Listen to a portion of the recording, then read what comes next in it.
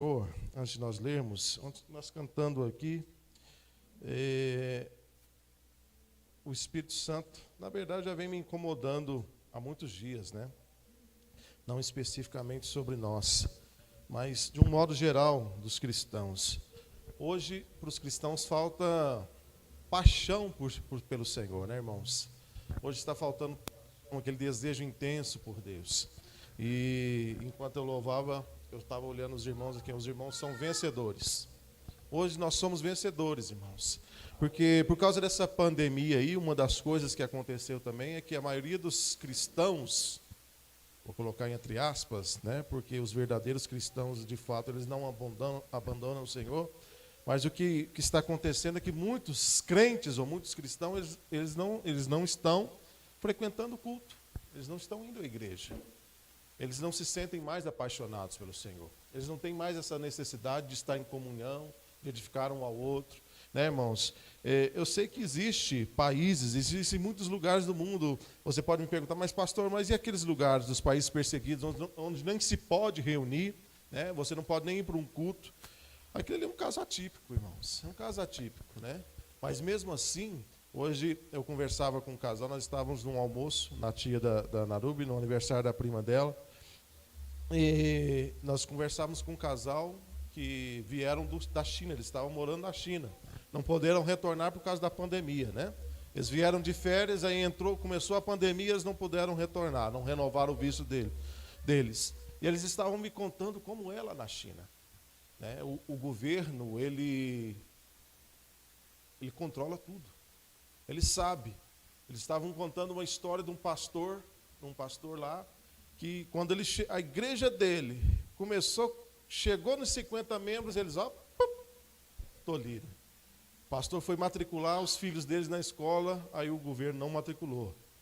Aí chamaram ele para conversar, falaram, olha, você não pode, não é permitido você fazer o que você está fazendo. Lá eles não querem, a desculpa deles é porque em 2008 teve aquele protesto, né? Lá o protesto da Paz Celestial, na Praça da Paz Celestial, e o governo não gosta de aglomeração. Aí eles impedem as igrejas de se reunir com um número maior de pessoas. Na hora que você chega em 50 pessoas, eles fica te tolindo, né? Eles falaram que cristãos que são de outros países, de outras nações, podem até se reunir, tem as igrejas cristãs internacionais, mas o governo sempre monitorando você, sempre monitorando. E nós temos a liberdade, irmãos. Nós vivemos num país que, apesar dos pesares, a coisa está apertando, o cerco está apertando, não sei se você percebe, né? Se você é crente de fato, você vai perceber tudo que está acontecendo, o cerco está fechando também. Hoje ainda nós podemos nos reunir, podemos prestar culto ao Senhor, mas as coisas vão apertar, não se engane. Nós estamos estudando Apocalipse e nós estamos vendo tudo isso. Vai chegar um tempo, e quando chegar esse tempo, nós não queremos estar aqui, aleluia, eu não quero, agora se você quiser é outra história, a escolha é sua. Irmãos, o cerco vai fechar, né? Felizmente, nós vivemos ainda num país onde você tem liberdade. Nós somos a favor da liberdade. Foi para isso que Cristo nos libertou. Amém, irmãos? Para a liberdade. Nós somos a favor de que o crente nos cultos afros, eles tenham a liberdade de cultuar o Deus deles. Eles devem ter liberdade, irmãos? Devem. Assim como nós também devemos ter liberdade. Nós não queremos tolir ninguém. Nós vivemos num país onde existe, teoricamente, uma democracia, uma liberdade de você cultuar. Se o camarada quiser cultuar o capeta, ele tem a liberdade de cultuar o capeta. Nós não podemos impedi-lo de cultuar o diabo. Assim como também nós não queremos que eles nos proíbam de cultuar ao Senhor, de louvar e bendizer o nome do Senhor, de nos reunirmos como igreja. Sabemos que está apertando o cerco, mas em nome de Jesus, Tá certo? Tá. Eu creio que em nome de Jesus, em breve o Senhor voltará e nós estaremos com Ele. Amém? Para que o cerco apertar mesmo, que se fechar, nós queremos estar bem longe. Lá bem longe. Eu acho que pode tirar esse negócio aí da caixa. Avisa lá. Amém? Glória a Deus.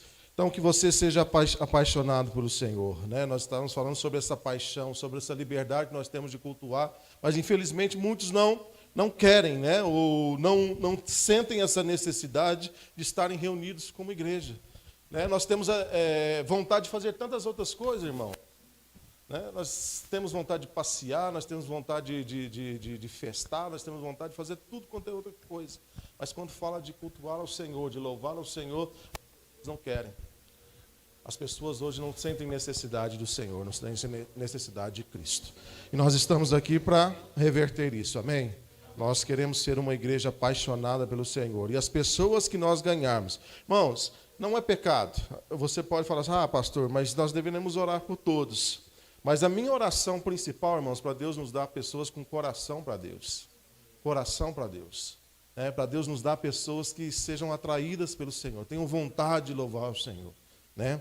Assim como são os irmãos. Os irmãos são uma bênção. Hoje eu estava vendo aqui a Lucimar falar, pastorinha, gente.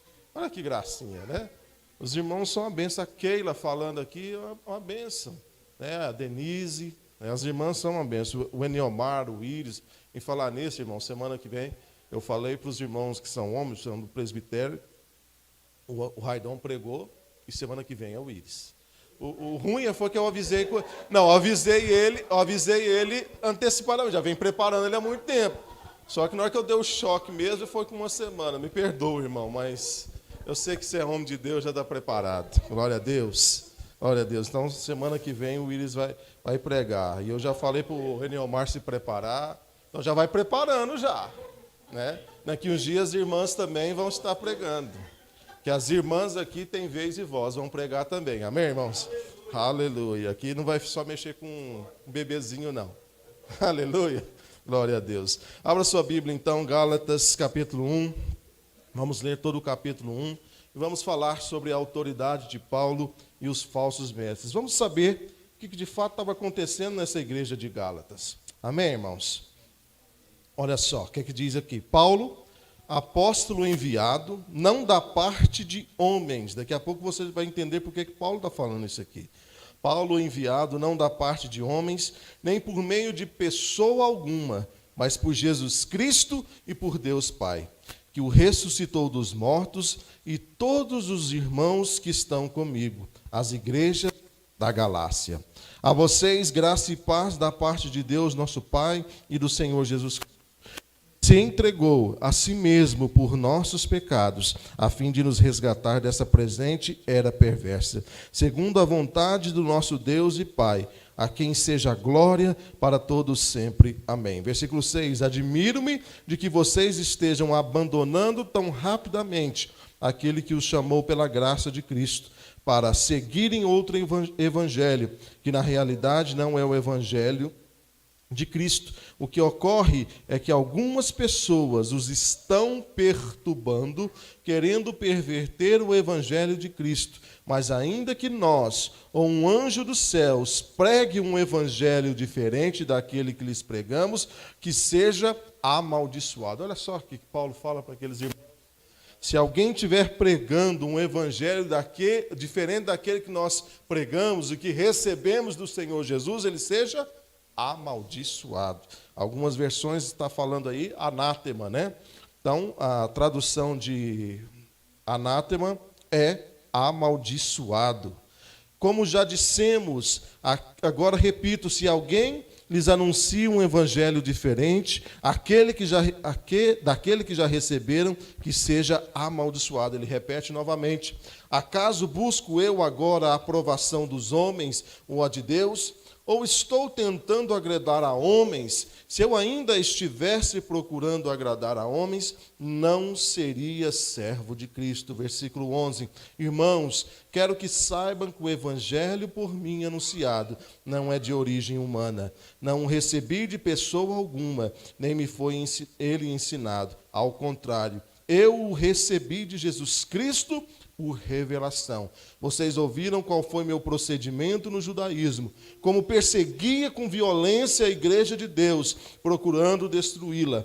No judaísmo, eu superava a maioria dos judeus da minha idade e era extremamente zeloso das tradições de meus antepassados. Mas Deus me separou desde o ventre materno e me chamou por sua graça, quando lhe agradou revelar o seu Filho em mim, para que eu anunciasse entre os gentios. Não consultei pessoa alguma, tampouco subi a Jerusalém para ver os que já eram apóstolos antes de mim, mas de imediato parti para a Arábia e voltei outra vez a Damasco. Depois de 3 anos subi a Jerusalém para conhecer Pedro pessoalmente, e estive com ele 15 dias.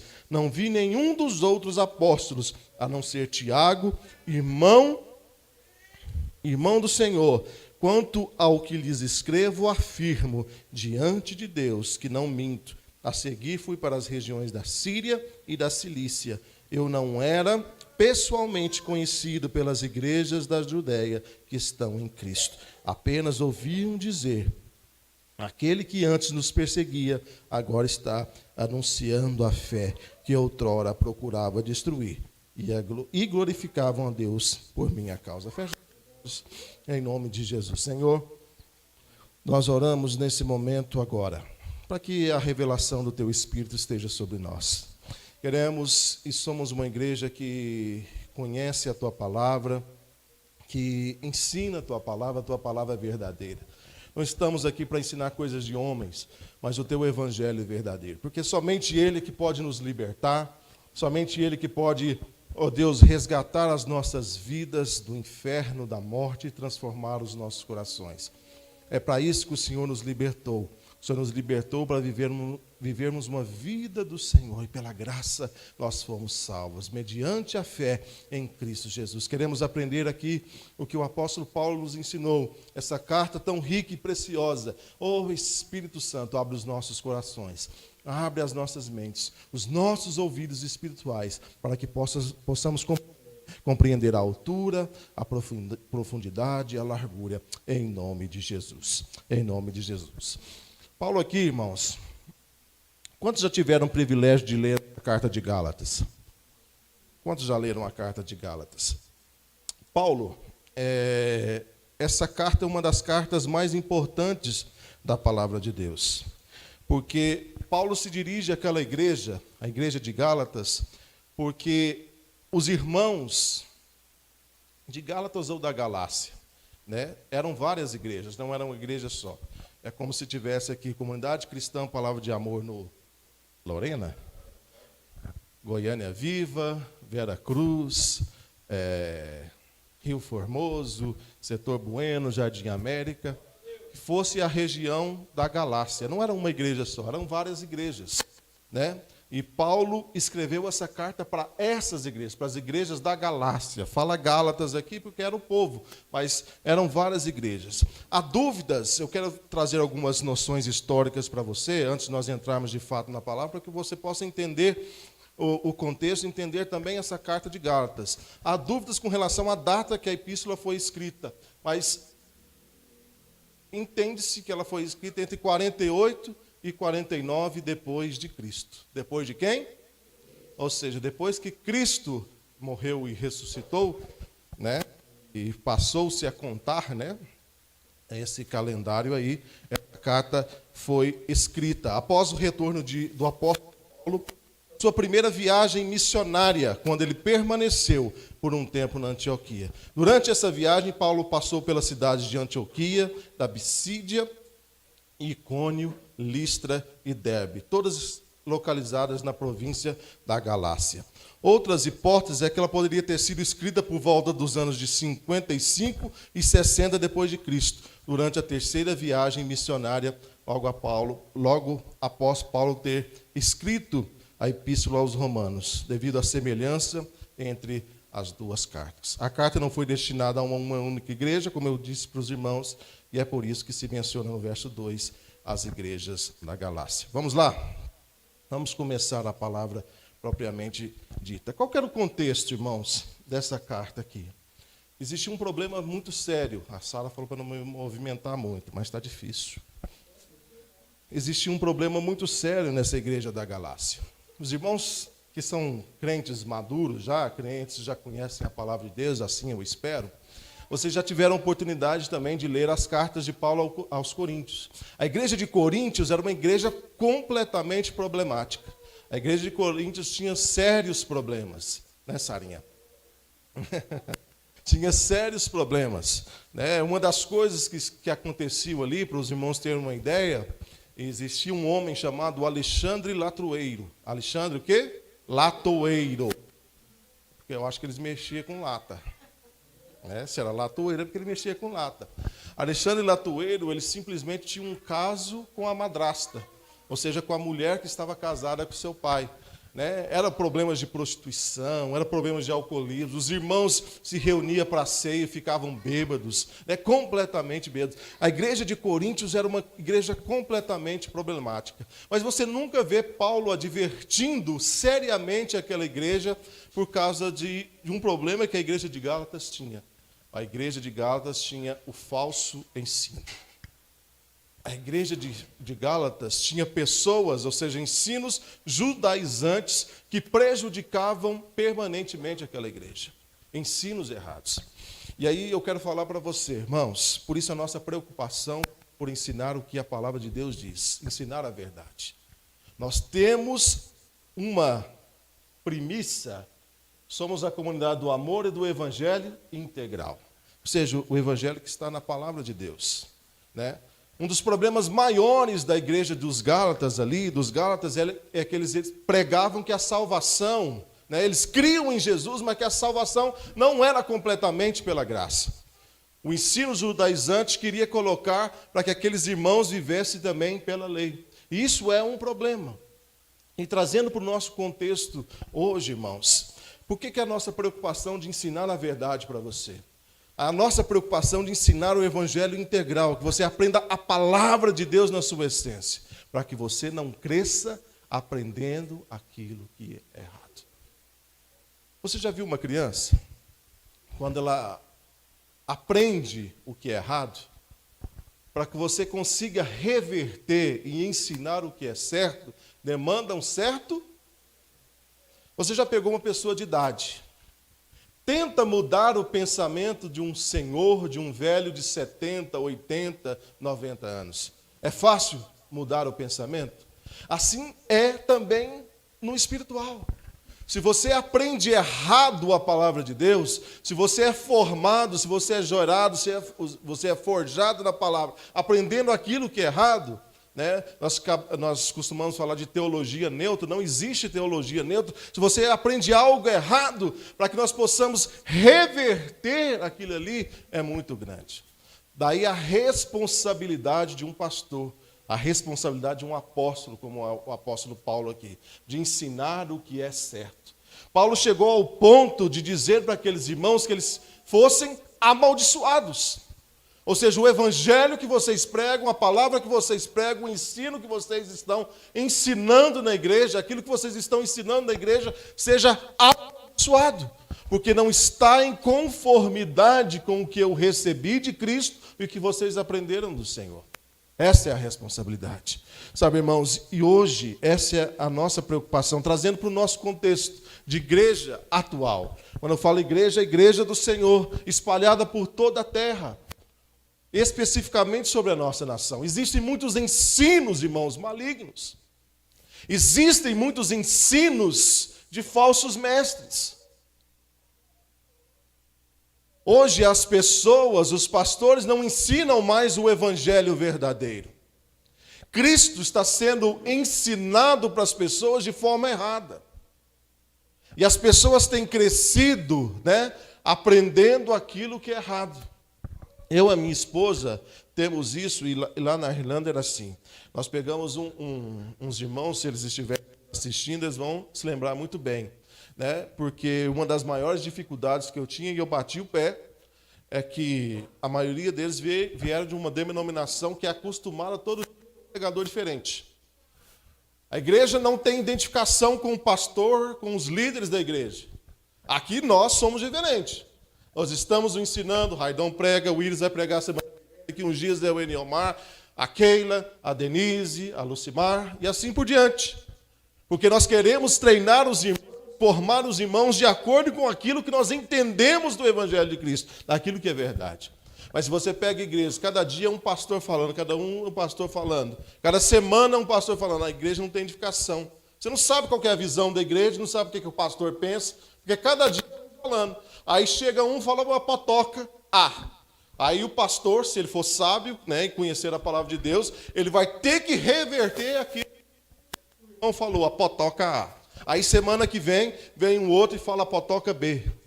Irmãos, a dificuldade para você reverter isso é muito grande. O ensino errado, o ensino da palavra de Deus, ensinado errado para você, gera uma consequência muito séria e muito grande. Nós somos formados, né, e crescemos aprendendo errado. Isso traz consequências sérias para o nosso crescimento espiritual. Por isso, está tudo bem? Vamos lá. Agora sim. Aleluia. Glória a Deus. Amém, irmãos? Agora está me ouvindo? Então isso traz uma consequência muito séria para a igreja. Por isso a nossa preocupação. Não que nós sejamos fechados para ouvir outras pessoas, mas nós temos um critério e uma responsabilidade muito grande. Porque aquilo que nós ensinamos, o que é certo, ele demanda tempo para que você absorva e você aprenda e você pratique na sua vida. Pode abaixar um pouquinho, irmãos. Então, o ensino certo, ele demanda tempo para ser gerado no meu coração e no seu coração. Mas o ensino errado você absorve de uma forma instantânea. Oi? É rápido. E é rápido mesmo, irmãos. Muito rápido. Hoje, no Brasil, a maioria, eu disse o quê? A maioria das igrejas, elas aprenderam um evangelho que foi gerado há muitos anos atrás, que se chama teologia da prosperidade. Hoje, a maioria das igrejas, aqui não é uma crítica, é um posicionamento mesmo contrário àquilo que a palavra de Deus diz. A maioria das igrejas só prega prosperidade. E a prosperidade para eles é dinheiro. Só se fala de dinheiro, só se fala de conquista, só se fala de dinheiro. Você ter bens. Deus é como se fosse um banco, né? Um banco que dá dinheiro a juros para você, dá 1.000, amanhã você tem 10.000, 10.000, amanhã você tem 6.000, 100.000. Deus nos abençoe, irmãos. Mas seria um Deus muito mesquinho, tacanho e, vamos colocar uma palavra, pobre também, né? Que só pensa em abençoar você financeiramente. Só dinheiro. E essa teologia, infelizmente, ela se arraigou na maioria das igrejas brasileiras. Maioria das igrejas brasileiras. A teologia da prosperidade é um câncer que nós temos. É um câncer que nós temos.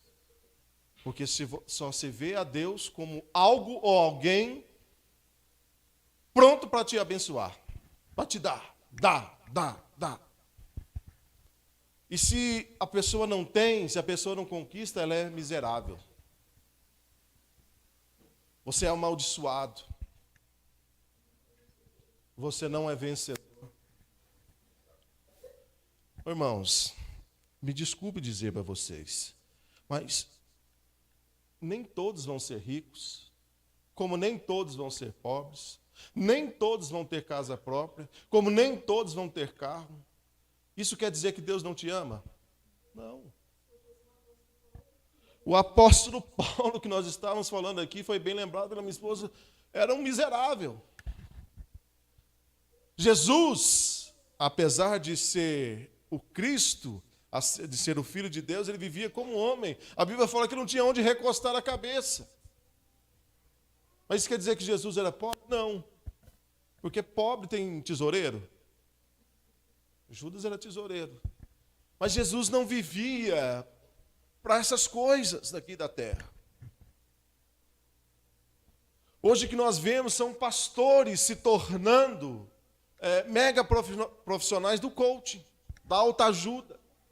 Só pregam isso. A palavra de Deus não é pregada mais. Isso tudo é um ensino errado que o apóstolo Paulo está condenando aqui em Gálatas.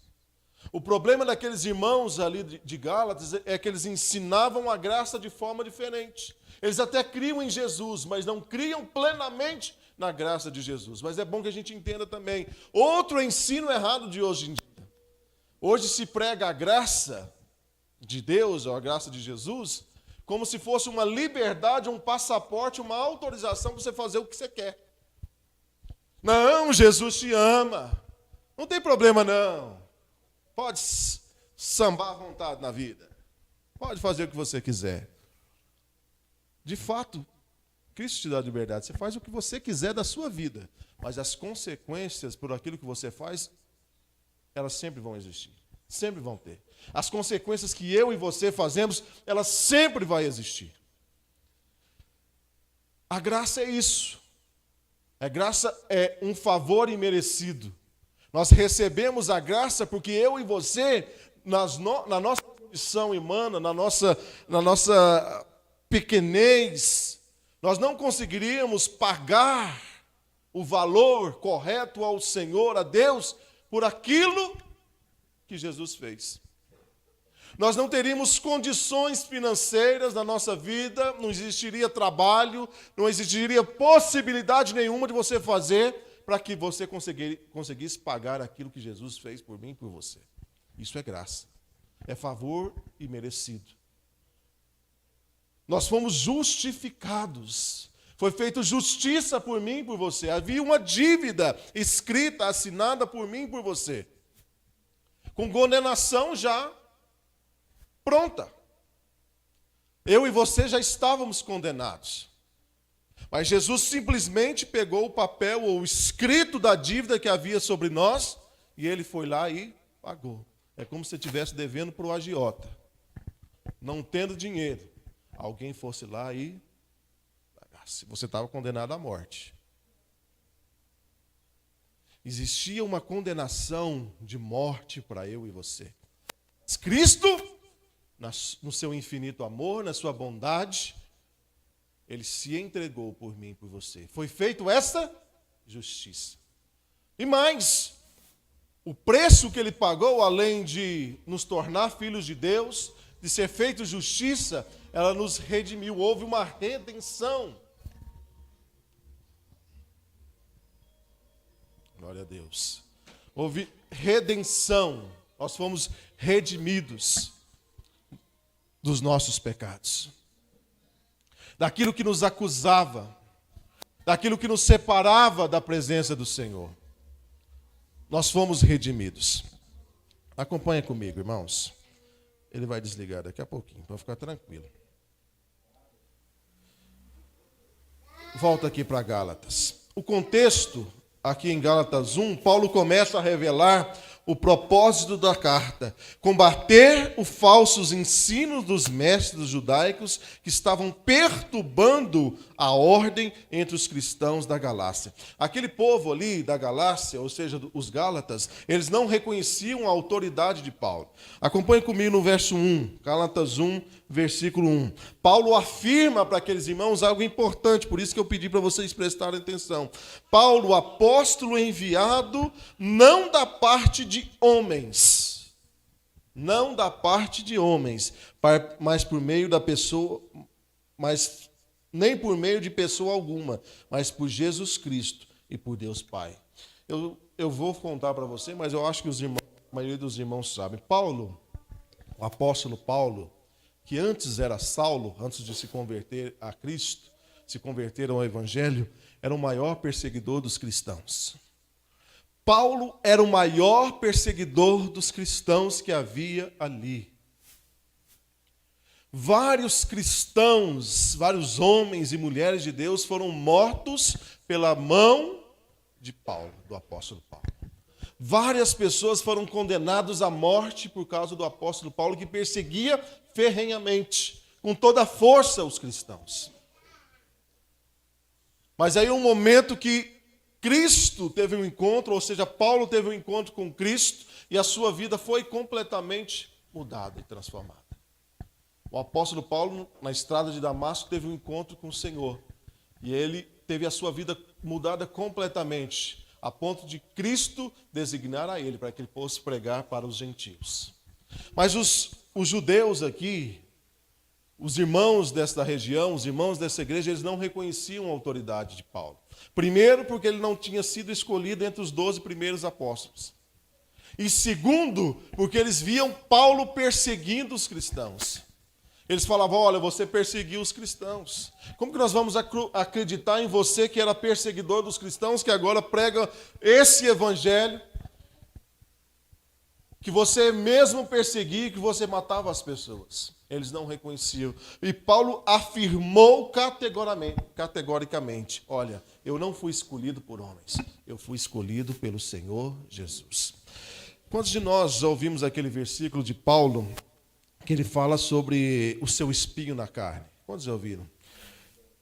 Não se sabe precisamente até agora ninguém, a Bíblia não fala, só fala do espinho, né, que é algo que perturbava Paulo, mas estudiosos, teólogos, homens que estudaram profundamente a Bíblia e a história do apóstolo Paulo, acham, o que eu falei? Ou seja, você acredita ou não, né, porque não está escrito na Bíblia, e se não está escrito na Bíblia, é só uma história. Que o espinho na carne de Paulo era porque ele perseguia os cristãos, vários cristãos foram mortos por Paulo, ele carregava aquele peso. Né? Paulo sentia até depressão, era uma tristeza imensa no coração de Paulo, porque ele matou pelas suas mãos, pela sua espada, vários cristãos foram mortos. E pensam-se que esse espinho na carne, ou seja, não era uma doença física, mas era uma doença emocional. Uma doença que estava dentro dele, né? Algo íntimo dele, porque ele perseguiu vários cristãos. Vários cristãos foram mortos por ele. Segundo ponto, Paulo chama a atenção sobre o fato dos Gálatas terem se desviado do evangelho anunciado por ele, cuja autoridade é atestada pelo Espírito Santo, através dos frutos do seu ministério e também dos apóstolos. Terceiro ponto, ele fundamenta o valor da sua pregação também no milagre da sua conversão. Vocês ouviram qual foi o meu procedimento no judaísmo, dizia Paulo para eles. Paulo foi grande perseguidor do evangelho e passou a defendê-lo após um encontro fantástico com Cristo. Outro ponto, eles questionavam a autoridade de Paulo, dizendo, quem é esse tal de Paulo, afinal de contas? Diziam que Paulo era terrível antes da conversão, que não era um dos 12 apóstolos, como eu acabei de dizer para os irmãos. Um dos ensinos, irmãos, isso aqui está uma bênção hoje.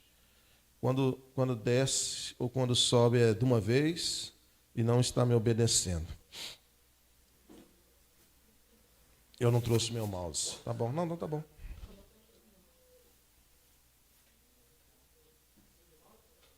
É?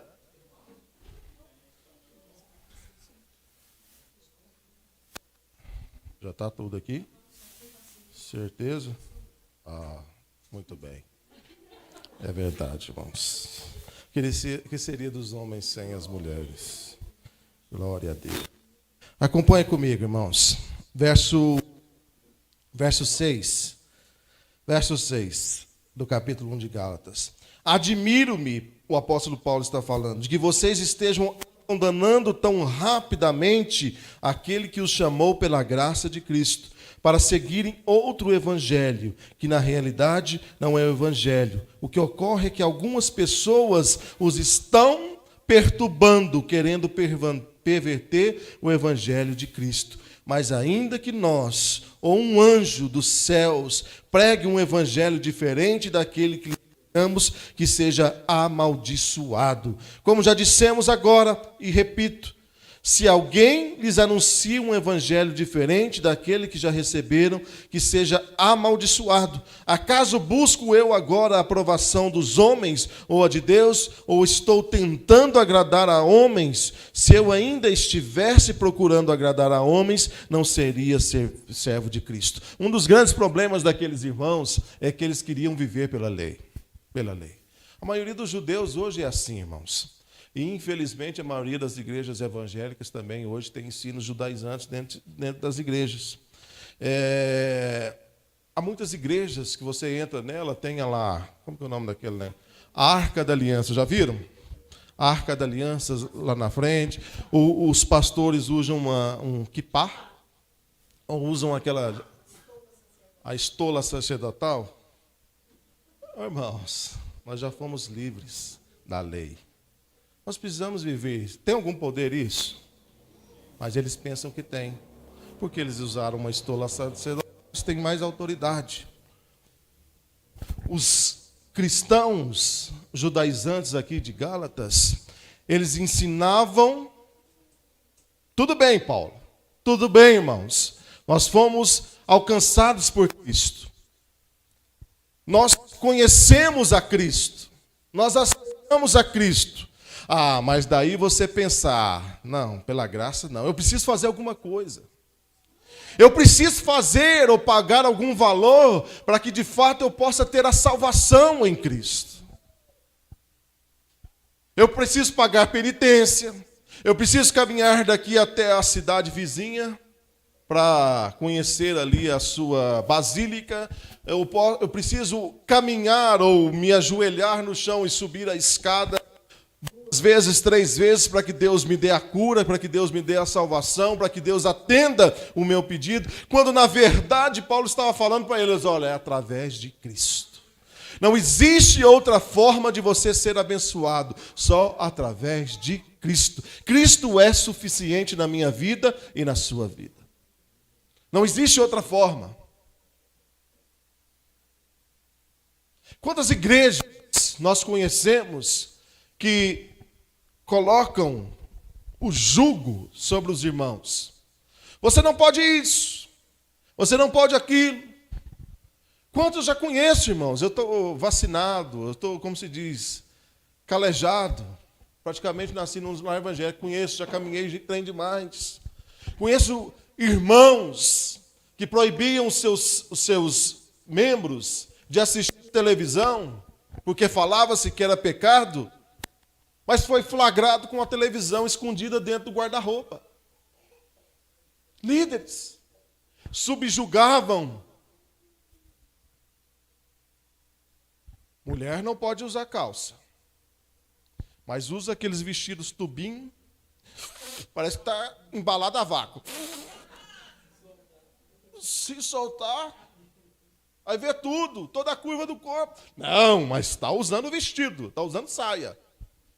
Irmãos, isso é farisaísmo. Isso é ensino judaizante. Isso é colocar jugo sobre a vida dos irmãos. É isso que esses irmãos faziam. Cristo, na cruz do Calvário, derramou o seu sangue para nos libertar de toda a maldição. Da maldição da lei, da maldição do pecado. Mas eles queriam ensinar, ainda como era na época da lei, que todo homem, ou seja, todo filho que nascesse no 8º dia, tinha que ser circuncidado. Porque eles achavam que era preciso reviver a circuncisão. O sacrifício de Cristo na cruz do Calvário não foi suficiente. E assim hoje em dia também. Queridos, filho, irmãos, nós precisamos ir para o nosso prédio logo, né? Até espaço e salinha para as crianças. Não que elas perturbem, elas não perturbam. Mas pela ter a programação delas. Nós entendemos, irmão, não é fácil para a criança ficar... Não é fácil para o pai ficar segurando a criança, né, e querer que ela fique quieta 2 horas. Meu amigo, não tem como. O pai que consegue isso realmente é um vencedor. Não tem como, irmãos. Né? Criança não é comprovado cientificamente. Ela não fica presa, a não ser que seja esse celularzinho, mas daqui a pouco também cansa. Né? Glória a Deus. A circuncisão é um corte que se dá na pele, que cerca a cabeça do órgão sexual masculino. Não vou falar aqui, porque temos pessoas menores de idade. Mas se bem que aprende, hoje em dia também não existe esse negócio, não. Segundo a história bíblica, a circuncisão foi uma lei instituída por Deus nos tempos de Abraão. A circuncisão fazia referência à aliança que Deus havia feito com o povo de Israel e mostrava que aquela criança estava inserida nesse propósito. Nós quem? Porém, a igreja, sabemos que a circuncisão era apenas uma prefiguração da cruz de Cristo que elimina a carne. Amém, irmãos? Hoje nós sabemos que a nossa carne não converte, mas o seu espírito ele foi vivificado. A sua carne sempre vai querer aquilo que não presta, mas o Espírito Santo de Deus que habita dentro de você sempre vai querer o que presta. Quem que vai dominar, irmãos? E quem que domina? O Espírito Santo. Aleluia.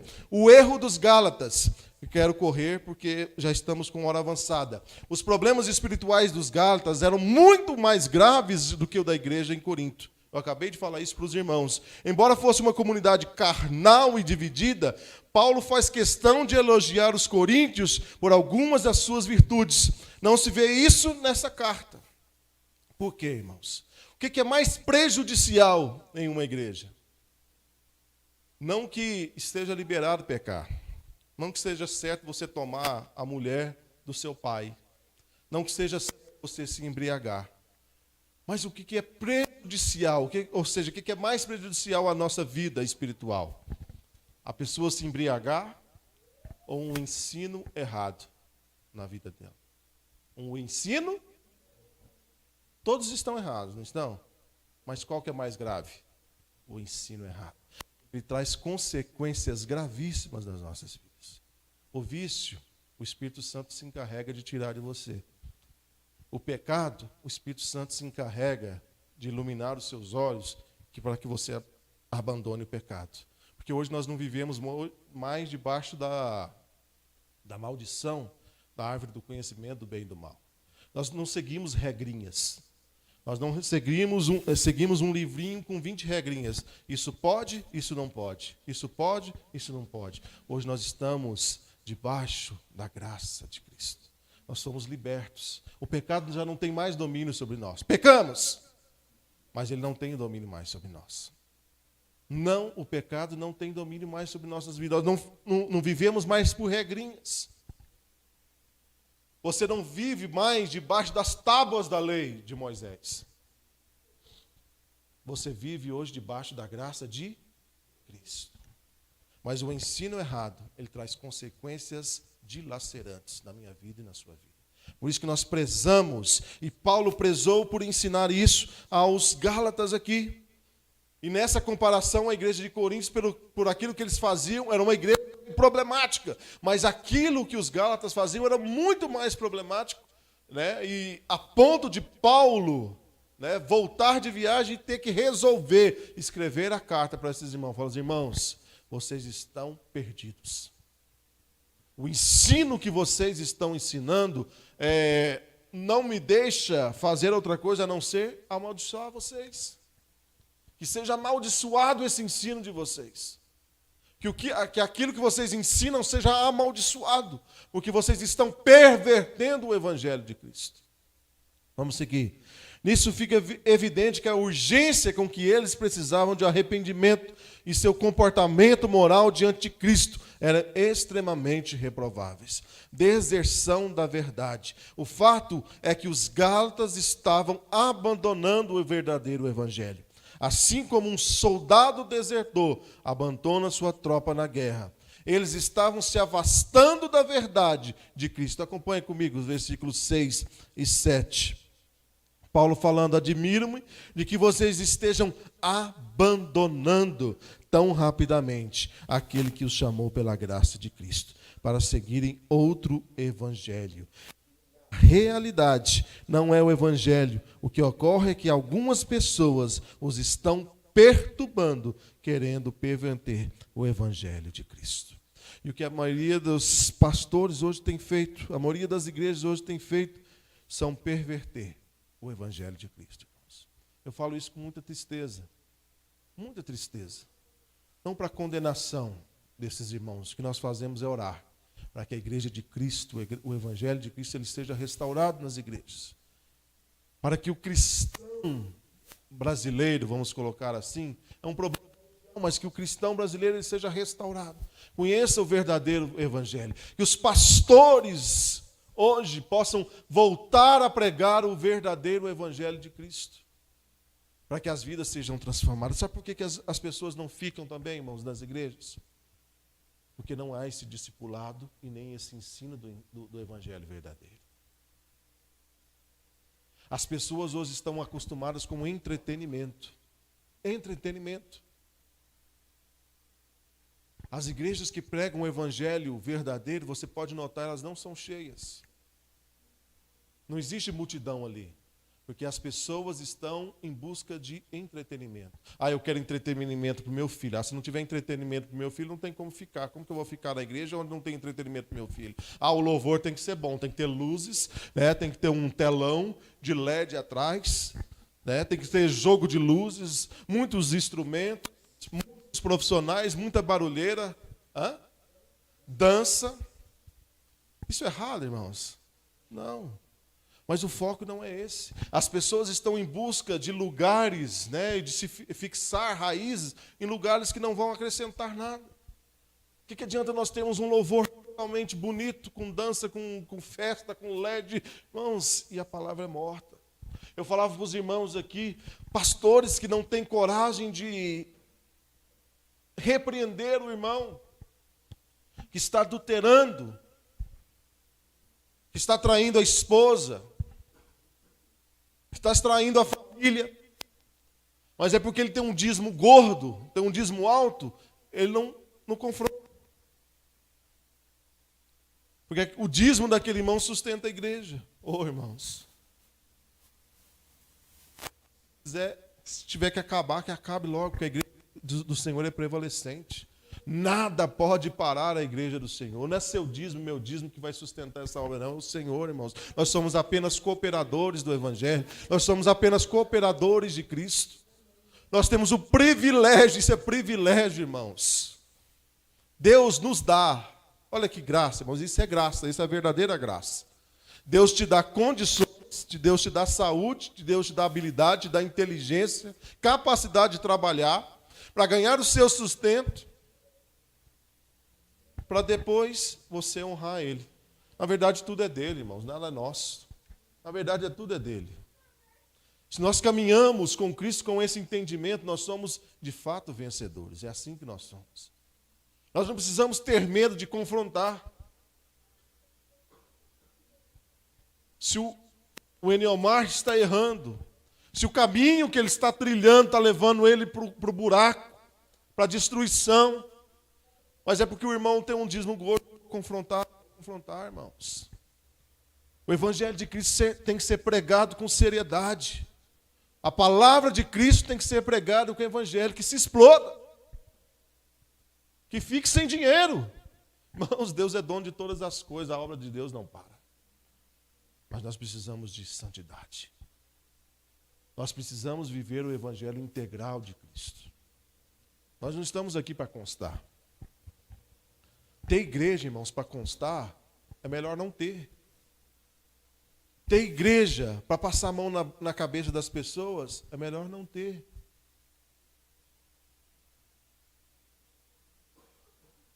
Eu costumo falar isso e vou repetir para os irmãos, mas é para que a gente cresça e caminhe nesse negócio. Nós não somos uma igreja sabor de mel. Sabia disso? Nós não somos, irmão. Glória a Deus por isso. Nós não somos brincando, né? Mas falando sério. Uma brincadeira séria. Nós não somos igreja sabor de mel. Para você viver o evangelho integral, você precisa viver na contramão desse mundo. Você precisa viver na contramão do que o sistema crentez vive. Paulo, o apóstolo, um dos homens... Irmãos, se você vê a vida de Paulo, o evangelho de Paulo, o ministério de Paulo, se você não ficar vislumbrado com o que esse homem fez, tem alguma coisa errada.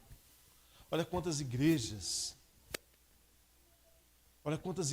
foram abertas. Quantos irmãos, quantas pessoas foram alcançadas por causa do trabalho, a perseguição desse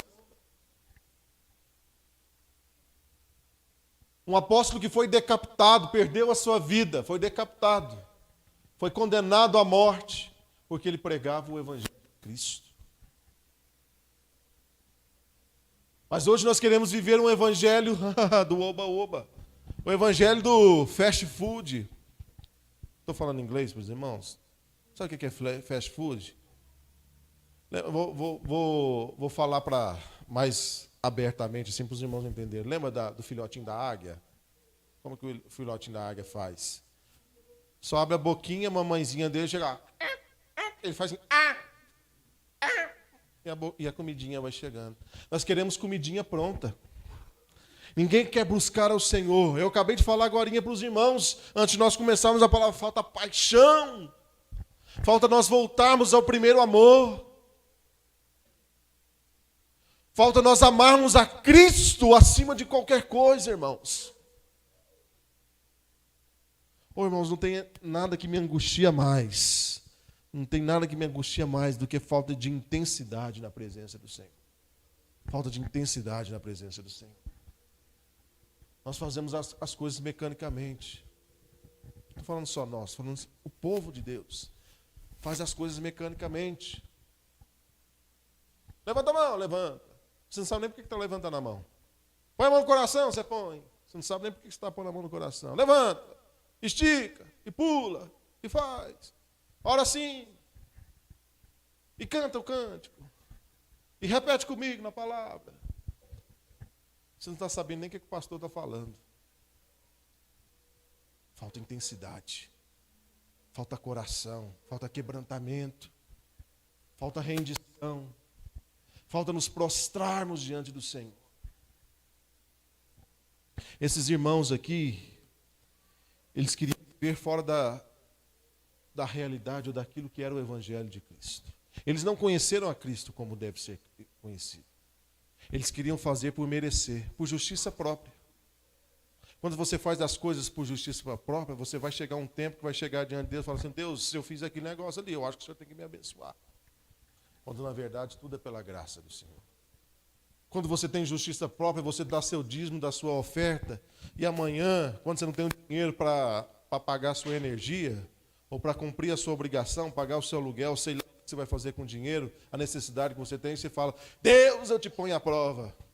Como eu cheguei a escutar uma vez de um irmão de uma igreja, falando assim, você tem que colocar Deus contra a parede. Mas, misericórdia. Você acha que Deus deve a mim e a você alguma satisfação? Você acha que Deus deve a mim e a você? Não, pode deixar, meu filhinho. Pode deixar. Você foi obediente, eu vou abençoar você. Você acha que é isso, irmãos? É tudo pela sua misericórdia, pela sua graça. Tudo que somos, tudo que temos, tudo que fazemos é pela graça, infinita graça do Senhor. Nada é por mérito nosso.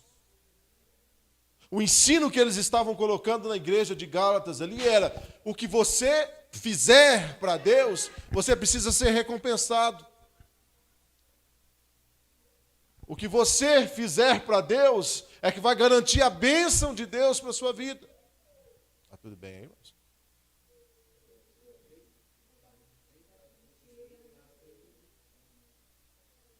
Talvez seja um traque.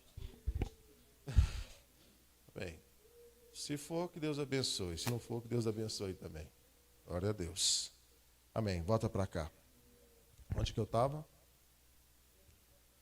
Na igreja de Gálatas. Na igreja de Gálatas.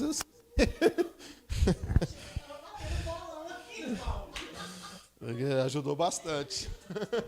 Na igreja de Gálatas eu lembro. Ô, irmãos. Eu preciso ir no médico e achar um remédio para a memória. Minha memória está ruim. Vou confessar, minha memória está ruim para valer. Mas amém. Volta para cá. O que aqueles irmãos ali faziam, aqueles irmãos faziam, era viver pela lei, pelo merecimento, não pelo favor. O que Deus tem para mim e para você, irmãos, é tudo pela graça de Cristo.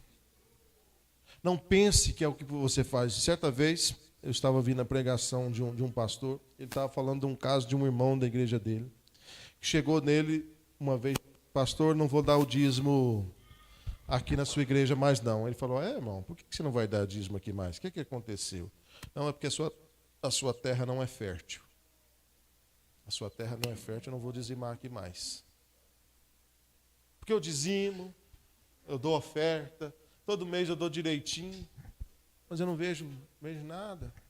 Estou desempregado, acabei de bater o carro. Eu acho que eu não vou dizimar aqui mais. Irmão, você que sabe. Não, pastor, eu não vou dizimar mais. Eu quero comprar um carro. Estacionei o carro debaixo de uma árvore num lugar que tinha uma sombra. Não estava chovendo nem nada. Na hora que eu voltei do meu compromisso para buscar o meu carro, a árvore tinha caído em cima do meu carro. Pastor, isso é sinal que esse lugar não é abençoado. Eu dou dízimo. Eu dou minha oferta certinha. Alguma coisa errada tá. Não é comigo, eu dou meu dízimo. Com quem que é? A igreja. Aqui não é terra fértil. Oh, meu querido. Nós não nos relacionamos com Deus na base da troca, do merecimento. Porque eu dei meu dízimo, agora eu não posso gastar dinheiro com a farmácia. Não é assim que é ensinado para você? Se você não der seu dízimo, você vai gastar na farmácia. Você vai gastar na oficina mecânica. Então, se fosse assim, eu estou enrolado, irmãos. Porque meu carro, eu entrei num alagamento no mês de março, eu tive que acionar o seguro para arrumar o motor do meu carro. Então, o pastor está enrolado, está em pecado. Se for assim, eu sou o primeiro. Eu já vou me colocar o primeiro na fila. Irmãos, o que falta a nós é entendimento do verdadeiro evangelho de Cristo. Se nós vivermos o evangelho de Cristo, o evangelho da graça verdadeira, não a permissão e autorização para você fazer o que você quer, mas vivermos a graça de Cristo, de vivermos aquilo que Ele quer para nós. Amém? Fique de pé onde você está.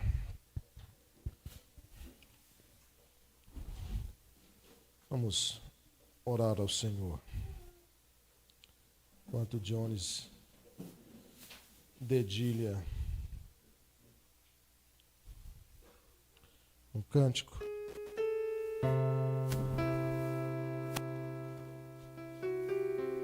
Vou repetir aquilo que eu falei. Põe a mão no seu coração. Mas que seja de fato de verdade, irmãos. Amém? Se quebrante diante do Senhor. Olhe, fala: Senhor, se eu tenho vivido todos esses anos um evangelho falso, longe do Senhor, se eu tenho me achado com merecimento, porque eu sirvo ao Senhor, venho para a igreja, não falta o culto, dou meu dízimo, dou minha oferta, acho que eu mereço algo do Senhor. Você quebrando seu coração diante de Deus e fala: Senhor, eu não mereço nada, mas pelo teu infinito amor e pela tua graça, eu fui alcançado. Eu sou abençoado por aquilo que o Senhor fez na cruz do Calvário. Não é porque eu fiz alguma coisa, não é porque eu me santifico, porque eu me guardo do mal, porque eu corro do pecado, mas é por causa da tua graça, do teu amor.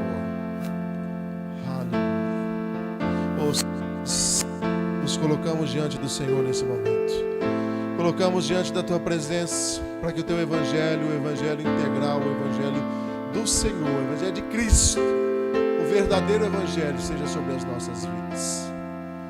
Espírito Santo, abre os corações, os olhos, o entendimento, dá-nos clareza para que de fato possamos viver o evangelho pleno. Não com medo, não aquele evangelho do medo, aquele evangelho errado, o evangelho da barganha, da troca, do medo porque pecamos, temos medo do Senhor nos condenar, medo do Senhor nos amaldiçoar.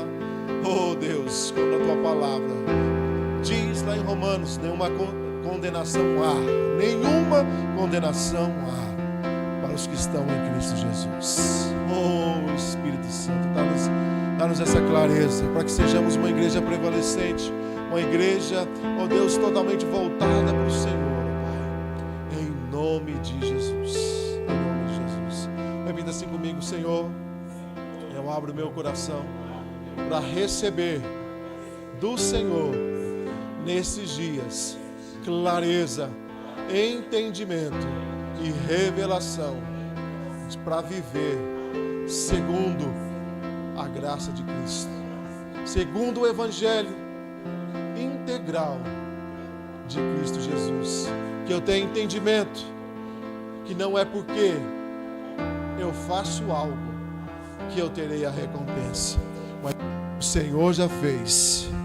É o abençoado, em nome de Jesus. Aleluia, glória a Deus. Dê um abraço nesse irmão que está do seu lado.